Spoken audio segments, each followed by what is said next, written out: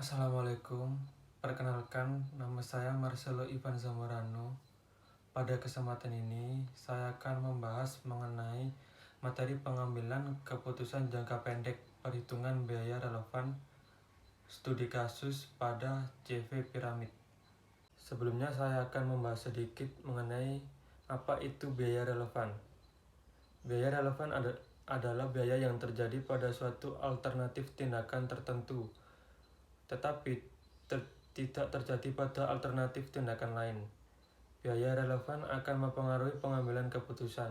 Oleh karena itu, biaya relevan harus mempertimbangkan dalam pembuatan keputusan. Ahmad menjelaskan bahwa penerapan analisis biaya relevan dapat bermanfaat bagi manajemen dalam pengambilan suatu keputusan. Berikut merupakan jenis-jenis keputusan dalam analisis biaya relevan.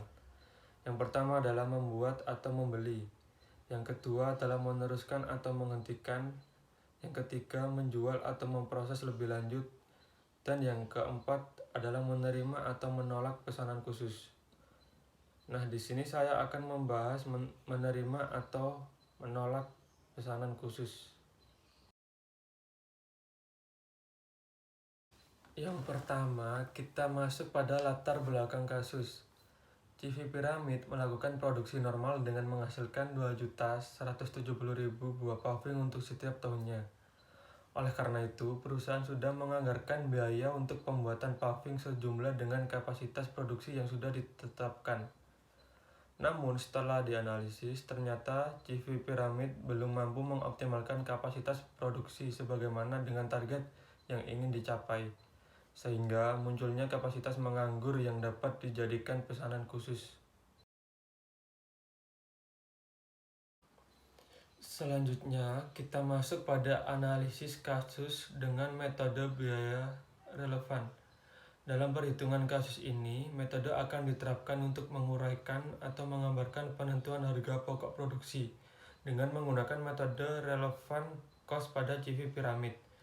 Metode biaya relevan adalah suatu analisis pemilihan alternatif biaya relevan dengan pesanan khusus dan tanpa pesanan khusus. Nah, berikut adalah tabel kapasitas produksi paving tahun 2013. Dalam tabel dapat dilihat jumlah produksi sebesar 1.688.915. Kemudian kapasitas produksi sebesar 2.170.000 dan kapasitas menganggur 481.085. Berikut adalah perhitungan harga pokok penjualan menggunakan metode analisis biaya relevan. Dapat dilihat dalam tabel ada jenis biaya, biaya per buah, dan total biaya, sehingga menghasilkan total HPP pesanan khusus per buah.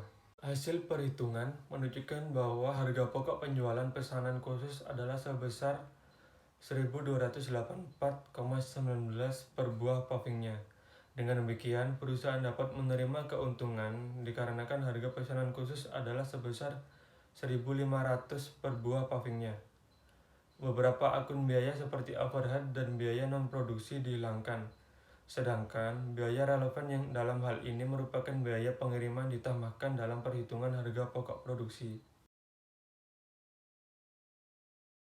Hasil perhitungan harga pokok per unit dengan perhitungan full costing tentu saja membuat perusahaan tidak akan menerima pesanan khusus karena harga pokok per unit sudah tercapai.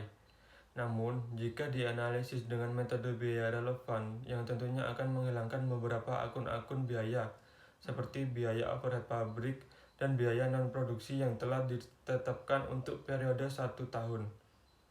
Maka hal ini tentunya membuat perusahaan dapat menerima pesanan khusus yang sangat membantu perusahaan untuk mencapai keuntungan maksimal. Analisis biaya relevan dapat digunakan untuk meningkatkan laba maksimum perusahaan pada kondisi tertentu. Salah satu contohnya yaitu pada saat adanya kapasitas menganggur. Selain itu, biaya relevan tidak dapat digunakan setiap saat karena ada juga beberapa aspek yang harus dipertimbangkan, seperti biaya bahan baku. Dikarenakan pada saat ini biaya bahan baku relatif stabil, maka perusahaan dapat memaksimalkan kelebihan volume bahan baku untuk menerima pesanan khusus. Terakhir adalah saran. Perusahaan sebaiknya terus meningkatkan volume produksi karena persentase kapasitas menganggur adalah sebesar 22,1%. Metode pemasaran yang diterapkan juga harus mendapat perhatian khusus.